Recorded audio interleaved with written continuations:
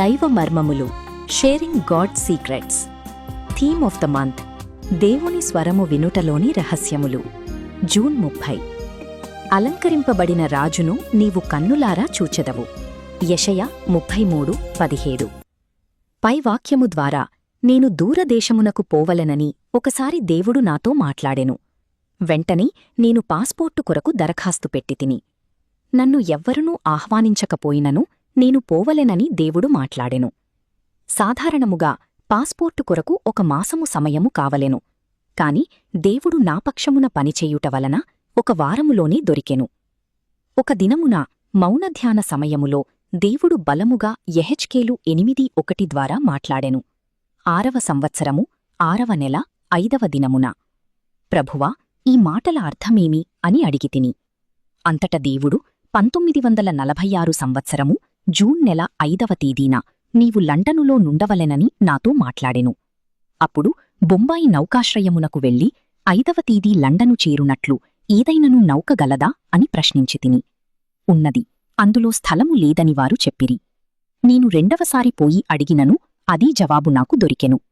అయితే కొంచెము ఆలస్యముగా పోవు ఓడలో నాకు స్థలము దొరకగా అందులో వెళ్ళితిని. నేను 5వ తేదీకి లండను వెళ్ళిదనను విశ్వాసముతో ప్రయాణించితిని.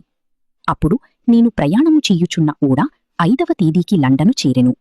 5వ తేదీకి చేరవలసిన ఓడ ఇంజను చెడిపోయి 4 రోజులు ఆలస్యముగా చేరెను. దేవుడు వాగ్దానము చేసిన దానిని నెరవేర్చును. అయితే మనము ఆయన స్వరమును వినుటకు నేర్చుకొని విధేయత చూపవలెను. దైవ మర్మములు వినినందులకు వందనములు. అలసిన వానిని ఊరడించు మాటలు. A word in season to the weary. June 30. దేవునియందు విశ్వాసముంచుడి. మార్కు 11:22.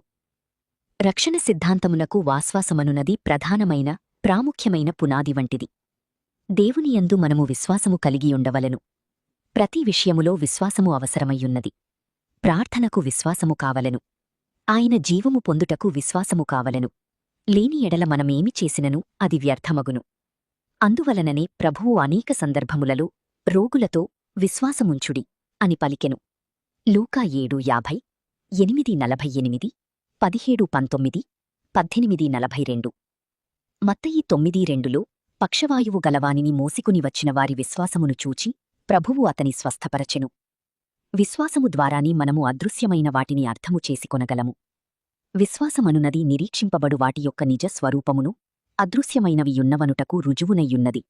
హెబ్రీ 11:1. మనకు కనబడని నిజమైన వాటిని కనబడు వాటి ద్వారా మనము అర్థము చేసుకొనలేము. మనమెంత తెలివైన వారమైనను అవి మనకు మర్మముగానీయుండును. కాని విశ్వాసము ద్వారా పరలోక మర్మములను, కనబడని వాటిని అర్థము చేసుకొనగలము. విశ్వాసము ద్వారా మన ప్రార్థనలకు జవాబు పొంది, ఆయన శక్తిని అనుభవించి, మనము ప్రభువుకు విధేయములై ఆయనను వెంబడించుచున్నాము. మన ఆత్మీయ జీవితము విశ్వాసము ద్వారానే జీవించుచున్నాము. విశ్వాసము ద్వారా సాతానును బంధించగలము. దేవుని వాగ్దానములను పొందగలము. నిత్య జీవమును పొందగలము. అందువలననే పశ్చాత్తాపము, విశ్వాసము కలిసియుండును. విశ్వాసము లేనివారు ఆత్మీయముగా ఎదుగలేరు. అనేకమంది బోధకులకు విశ్వాసము లేదు. వారు పెద్ద కూడికలను, దండయాత్రలను కలిగియుండినను డబ్బు అవసరమైనప్పుడు అడుక్కునుటకు ప్రారంభించుదురు. అక్కడే వారు తప్పు చేయుచున్నారు. డబ్బు సంపాదించుటకు వారికి అనేక ప్రణాళికలు, పద్ధతులు ఉండును. సువార్త దండయాత్రలు కలిగియుండవలనని కోరిన ఎడల వారు ఉత్తరములు వ్రాయ మొదలుపెట్టెదరు. అనేక నెలల నుండి డబ్బు కొరకు సూచనలిచ్చువారుగానుందురు. అది విశ్వాసము కాదు. ప్రభువునందు సజీవమైన, బలమైన విశ్వాసము కలిగియుండిన ఎడల మనము సంపూర్ణ సమాధానమును అనుభవించుదుము. మన అక్కరలన్నీయూ తీర్చబడును. కావున ప్రార్థనా జీవితమునకు, బైబిలు పఠనమునకు, ఈ విధమైన సేవకైనను విశ్వాసమనునది ప్రధానమైన, ప్రాముఖ్యమైన నియమమని మనము చూడగలము.